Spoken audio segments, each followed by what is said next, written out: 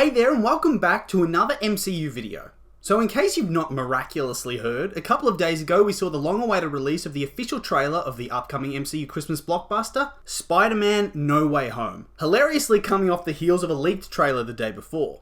And as soon as that trailer came out, I think it's safe to say the internet lost their collective minds, as it's essentially a treasure trove of awesomeness and nostalgia, with heaps of surprise twists and reveals that tie together 3 generations of Spider-Man fans in one kick-ass trailer, and confirm theories and speculation that's been building ever since the end of Far From Home back in 2019.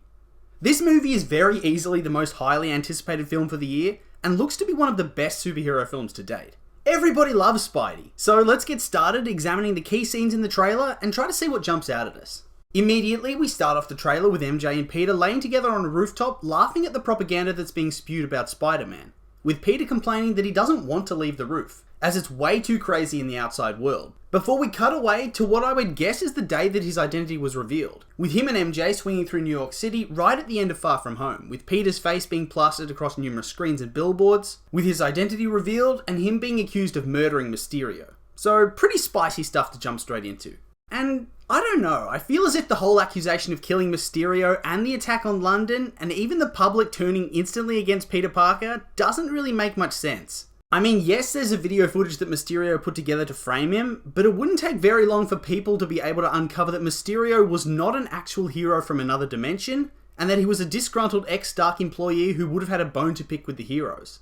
And on top of this is the fact that Spider-Man is a super popular hero in-universe. Why would people just instantly believe it? Especially since surely it could be debunked by law enforcement. Why would they even need to arrest him? Couldn't fake Nick Fury set them straight? I mean, there'd always be a small minority that would always have it in for Spider-Man for various reasons and jump at the opportunity for him to be at fault. But you'd think that there'd be die-hard fans that just wouldn't believe it no matter what, and the internet would easily find out Mysterio's true identity in like 2 minutes flat. You wouldn't even need the police at that point.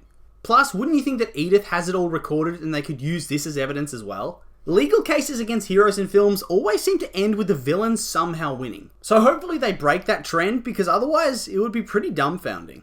But on the other hand, I do understand that they need some sort of plot hook to get Peter to want to change the past, so I guess this is as good a reason as any. And I guess I can forgive that the public seemingly turns on him at the flip of a coin based on the word of somebody who's clearly not who he says he is. It's a cool premise, but it's still easy to poke holes through.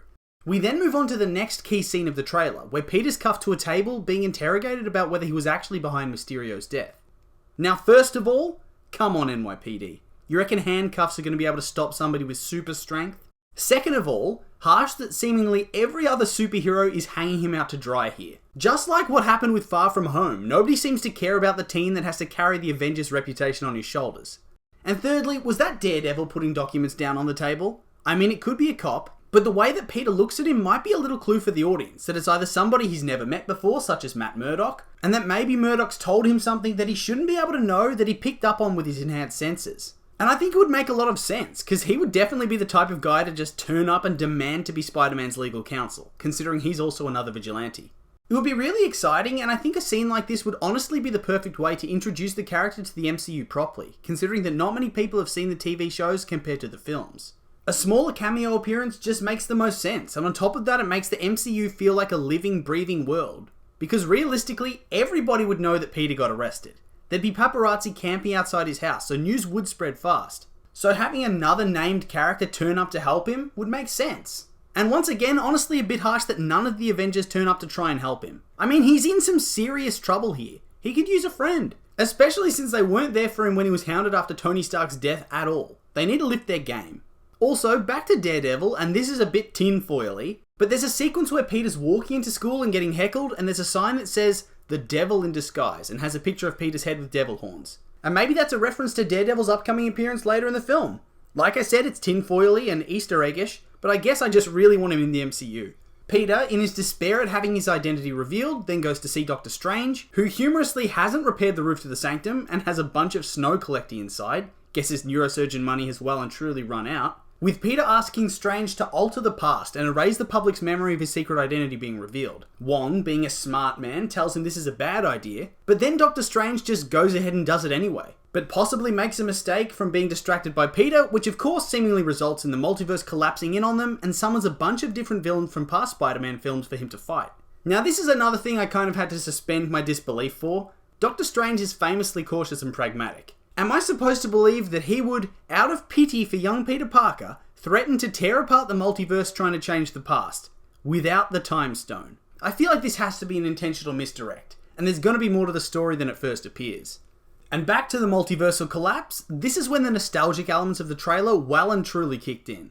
The first of these is a scene where Peter seemingly gets attacked from behind by Lizard. Although it's pretty hard to tell, to be honest, it's just a bunch of darkness and a jump scare. For all we know, it could be Venom, but probably not, considering Sony wouldn't just want to give Marvel one of their current franchises for free, but still a cool concept.